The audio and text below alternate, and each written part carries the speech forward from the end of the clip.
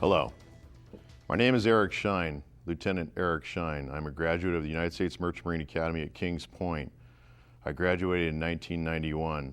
I am here to give testimony regarding the status of the United States Merchant Marine, the United States Coast Guard, and the maritime industry as a whole, and pivotal incidents that have occurred since September 11, 2001, and since the launch of the war against Iraq or in Iraq in 2003. There have been some major changes in the maritime industry over the last 50 years.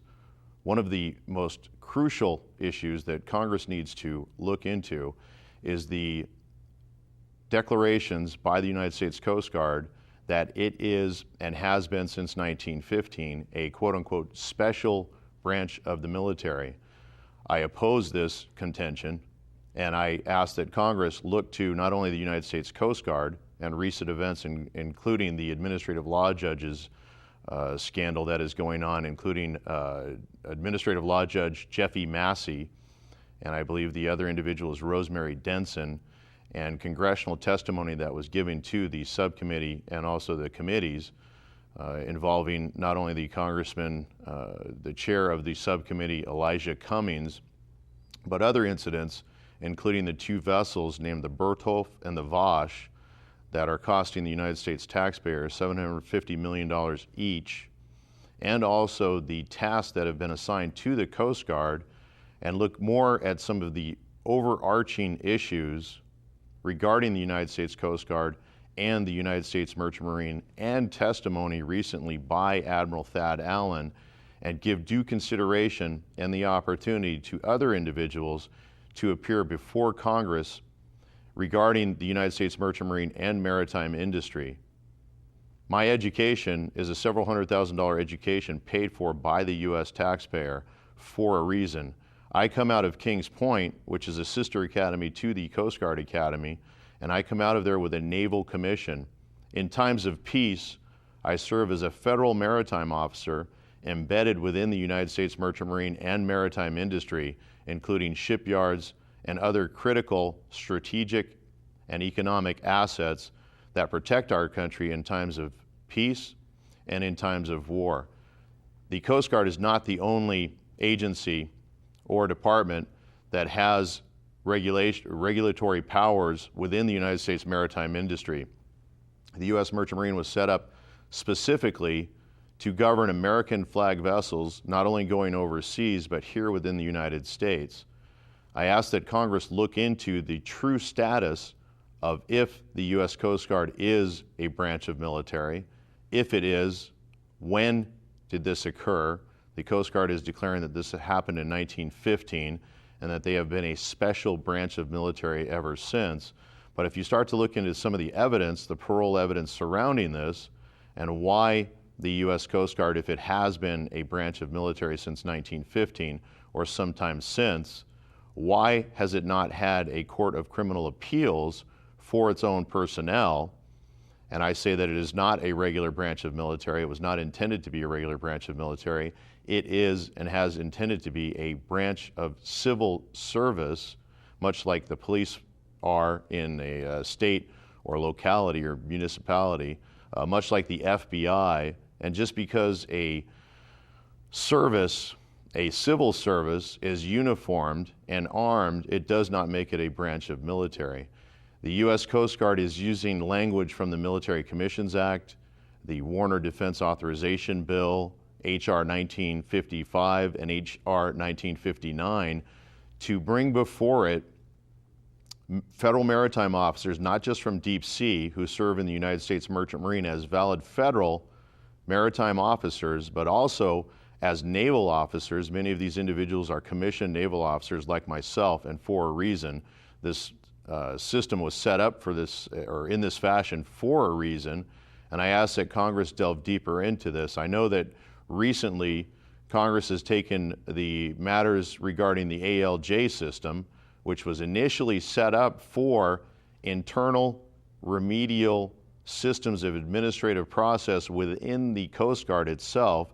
The Administrative Procedure Act is a civil service law. The Coast Guard is taking something that was intended for its own personnel as a branch of civil service and has extended this over the entire United States Merchant Marine, that it is forbidden, even under the Administrative Procedure Act of 1946-47 itself, to get into any quote-unquote personnel or labor issues involving officers in the United States Merchant Marine. And I contend that these matters do not include just those officers like myself who have gone to Kings Point or any of the other maritime academies like Cal Maritime. Texas A&M has a maritime program. There are other ones in Mass and Maine. And it's not just those, there's also one in New York, which is part of the SUNY system, which is Fort Schuyler. Not just these state-run maritime academies, but even the federal institution that I went to, we are a separate and distinct branch of not only federal service, but oftentimes as formed as a naval auxiliary, so that in times of national catastrophe, like say Hurricane Katrina and the aftermath from that, that we can respond as civil servants, not as a branch of military. And then in times of war, our Naval Commission can be activated, and we can take over control of the vessel under the Department of Navy and under orders from the Department of Navy to get the vessel to a safe harbor or to protect the vessel and act as a liaison on board. These complex systems of civil defense and national security are being injured by most recent changes, structural changes within the United States Merchant Marine, within the United States Coast Guard, and within the maritime industry as a whole. And if you look to the two vessels, the Bertholf and the Vosch, these are for deep sea, which is, has been a purview or jurisdiction of the United States Navy for quite some time. The Coast Guard is no longer becoming the Coast Guard for the United States, but is pushing itself out into deep water, taking over roles that are normally carried on by the Navy. And one reason that the U.S. Coast Guard is usually on board for boarding parties with the U.S. Navy is the U.S. Navy is a regular branch of military, and it is not under posse comitatus, the U.S. Constitution, separation of powers doctrine. It is not to engage civilians, whether they be United States civilians or even foreigners, without a declaration of war. And that would be a declaration of war by Congress. Yet, the U.S. Coast Guard is saying that it is not only a special branch of military that can carry on military duties, but that it can also police or carry on law enforcement and not just cite, arrest, and detain and turn individuals over to civilian authorities like other branches of the military would do, but that they can somehow, within special military commissions or military tribunals, carry on adjudication of civilian law enforcement matters. And these are, make no doubt about it, these are military tribunals. These are military commissions. I have read the Military Commissions Act. I have read H.R. 1955 and 1959. I have read the Warner Defense Authorization Bill. And the language, especially from the Military Commissions Act, is being applied in here. I am and have been within a proceeding before the Department of Homeland Security, U.S. Coast Guard, even though I am not in the Coast Guard, even though I went to a sister academy to the Coast Guard Academy. I have been held and detained within these proceedings for the last 5 years on bogus, trumped-up charges, held without pay, without medical benefits, without legal aid. These are things that would be provided to the Coast Guard if they were in these proceedings. They are carrying these on these proceedings as summary, general, or special court-martials, not just of people like myself who went to Kings Point and who are in a separate and distinct branch of federal and even act as a naval auxiliary with our Naval Commission, but other individuals such as tugboat captains, ships captains, ferry boat captains, engineers, deckhands, all American civilian citizens here in the United States who are supposed to be protected by the Constitution, the Bill of Rights, due process, and more. And any and all rights or property that is to be taken from them is supposed to be done within the independent judiciary. What is going on now, though, is these individuals, unknown to themselves, are being brought before what is clearly military tribunals where individuals, and I will say names, Walter J. Brodzinski, who is an administrative law judge, he is a retired lieutenant commander from the U.S. Coast Guard, a pensioner, who is sitting as a hearing officer or ALJ within these military commissions, the prosecutor is a JAG officer from the U.S. Coast Guard wearing a uniform from what is declared by itself by the U.S. Coast Guard to be a branch of military that is acting as a uniformed military officer, a prosecutor of civilians. They are holding me within these proceedings and have for the last 5 years. They are prosecuting me, denying me rights to counsel, denying me due process. They are not even affording me the rights that would be allowed under the Uniform Code of Military Justice. First and foremost, though, I am a naval officer. I am not in the U.S. Coast Guard. They are using these military tribunals to go after other people who do not understand or recognize the proceedings that they are in, and that these are being carried out by officers within the United States Coast Guard who are self-declaring that they are a branch of military, who themselves come under the Uniform Code of Military Justice, and for some time international law, the Geneva Conventions, the U.S. Constitution, posse comitatus, and other very strong bars against the U.S. Coast Guard from doing this, including case law like Reed versus Covert and other case law that has gone up to the U.S. Supreme Court, saying that the military is never supposed to have any control or authority over civilians except in extraordinary circumstances. These are not extraordinary circumstances. We still have our courts open. We still have civil law enforcement going on here in the United States.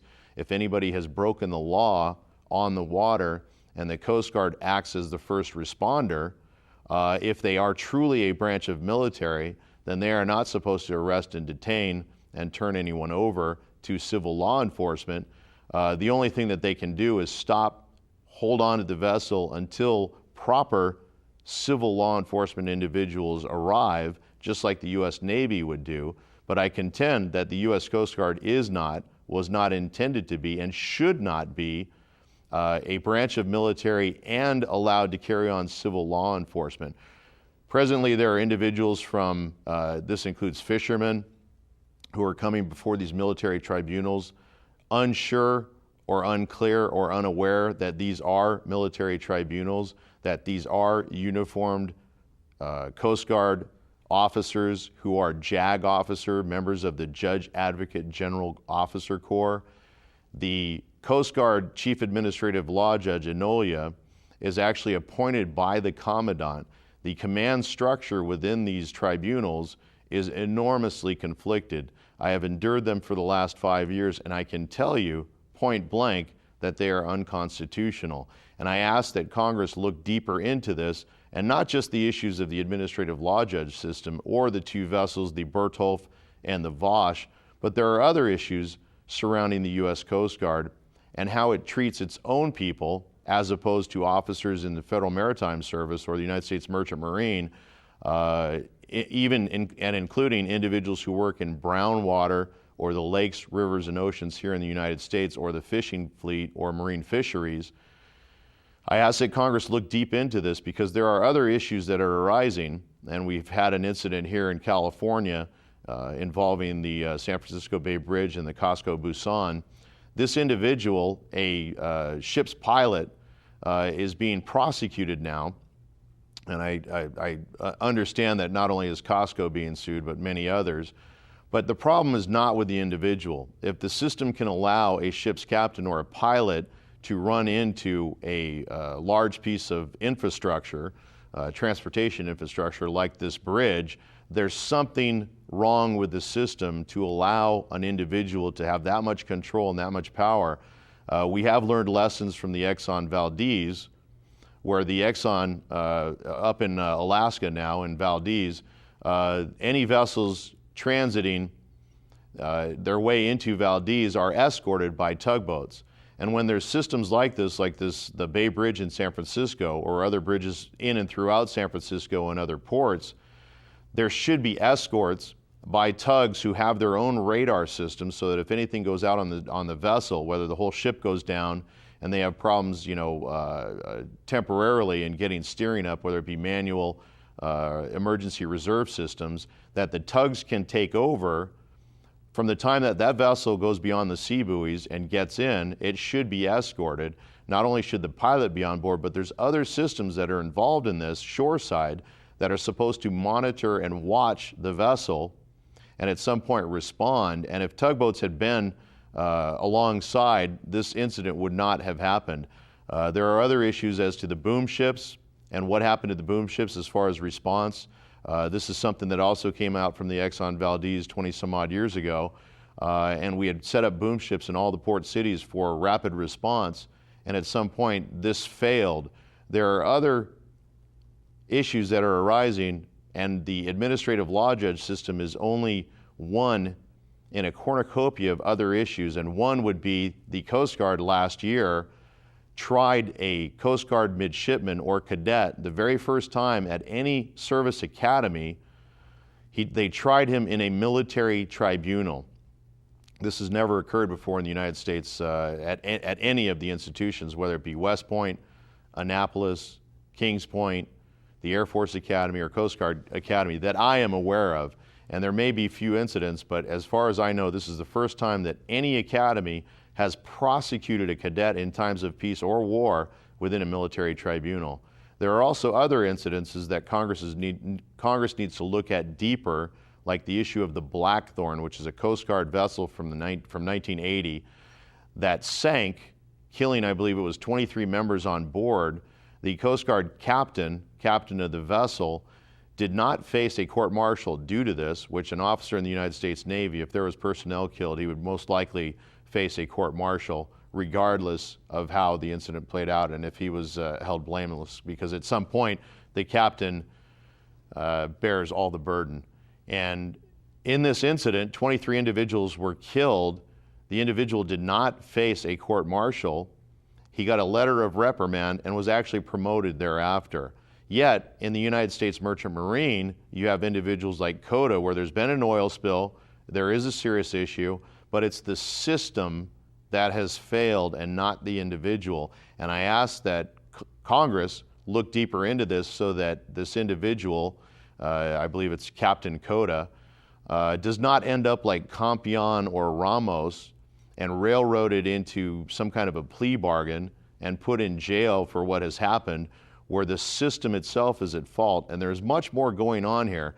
Not only the incident with the Coast Guard cadet, where he has actually been prosecuted in a military tribunal, this is about a year ago, but there's also been incidences of nooses at the Coast Guard Academy, similar to what happened in, I believe it was Jenna, Alabama, where the 6 nooses were put on the branch of the tree and various threats erupted, and I guess levels of racial, I don't want to say violence, but interaction. And we've even seen how there's been problems there with the court system, where the individual who prosecuted the black individuals who were involved in this incident, who responded to the nooses, were prosecuted, and the very same prosecutor and the very same judge were then the ones who heard the case in juvenile court.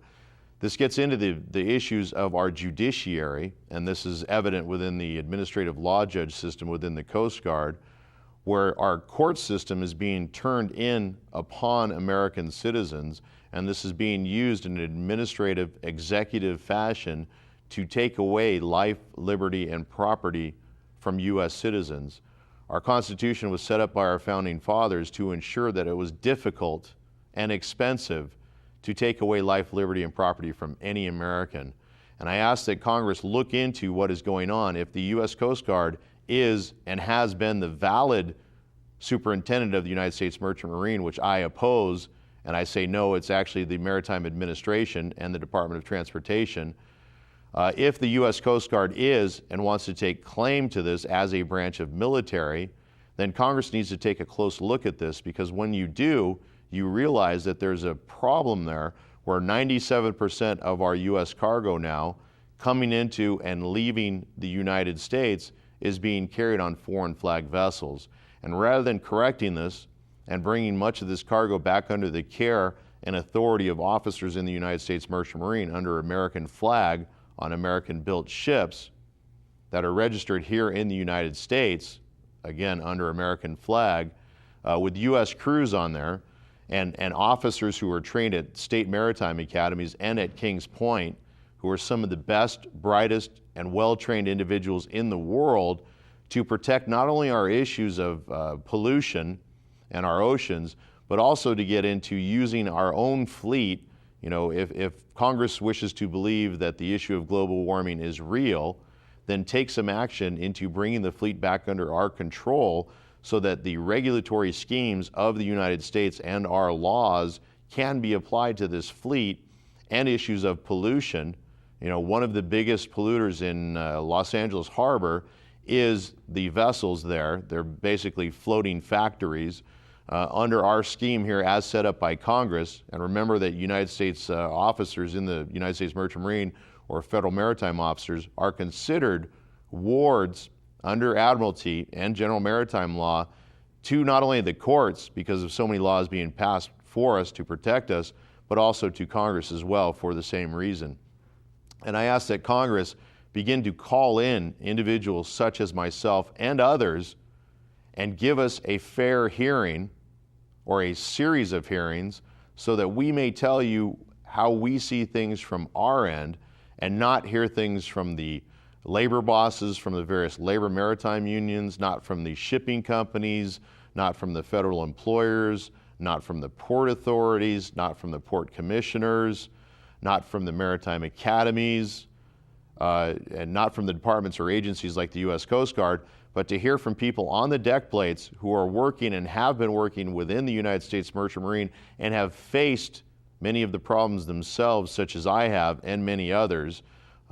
Gulf Coast Mariners Association is a focal point for many of these individuals, whether they be from the National Marine Fisheries, whether they be from the United States Coast Guard, whether they be from the United States Merchant Marine, whether they be from the other departments and agencies. And this is part of the problem with conflicts of interest, because there are many departments and agencies and corporations that employ federal maritime officers who have a vested interest in injuring our rights that are guaranteed by the U.S. Constitution and by the rule of law under General Maritime and Admiralty law, that are being stripped from us. Not only the Maritime Administration employs federal maritime officers, Military Sealift Command employs federal maritime officers, NOAA, the National Oceanographic Atmospheric Administration, employs federal maritime officers, Military Sealift Command, Naval Fleet Auxiliary Force, the Department of Agriculture. Almost all departments and agencies of the United States employ federal maritime officers, or are supposed to be employing federal maritime officers, to keep those jobs and the control of commerce, trade, and transportation under our control to a larger degree. At least if you go back to the Merchant Marine Act of 1920, the Jones Act, and the Merchant Marine Act of 1936 that established my academy at Kings Point, and actually study not only the laws, the legislation, and the language of the legislation, but to see the conditions that they were enacted within and look back to some of the congressional hearings in this regard and take testimony from individuals such as myself and take it seriously. I have prepared a statement to provide with this CD, and in the hopes that this will get into the hands of various congressmen and senators, not only on the subcommittee, but on the subcommittee for the Coast Guard and Marine Transportation, but also on the committee for surface transportation, and also other committees like the Judiciary, because there are issues that go over into and envelop almost all other issues, whether they be about civil defense or national security. And remember that the two are inseparable and intertwined. I have been attempting for the last 5 years to get to and before Congress and to get some of this information at least considered by Congress in open and fair hearings. And the U.S. Coast Guard, and I'm talking about high-ranking officials within the U.S. Coast Guard, including Admiral Thad Allen, who is the current U.S. Coast Guard Commandant, and also former U.S. Coast Guard Commandant Admiral Loy, who is now in charge of the TSA, which was the Transportation Safety Administration and has been converted to the Transportation Security Administration. There are many of these issues that go to the militarization of many things that should remain as a civil service if in the time of a declared war, whether it be by Congress or actions by Congress, that the Coast Guard, as a valid civil service in times of peace, would move under the Department of Navy as intended and come under the control of the Department of Navy in a declared war, just like the United States Merchant Marine. The United States Merchant Marine, when we come out with our Naval Commission, we serve as valid federal maritime officers. My time on board these vessels as a civil servant counts for employment as a naval officer and for my Naval Commission.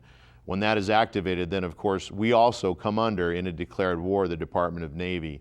Many of these issues are very serious, and I ask that Congress give them due consideration, and also to take a broader look, and not just at the administrative law system that has become a focal point for Congressman Cummings and others, but many of these other issues that revolve around the U.S. Coast Guard, the United States Merchant Marine, and the maritime industry, and that must be addressed to protect our country, not only in issues of civil defense, but also issues of national security.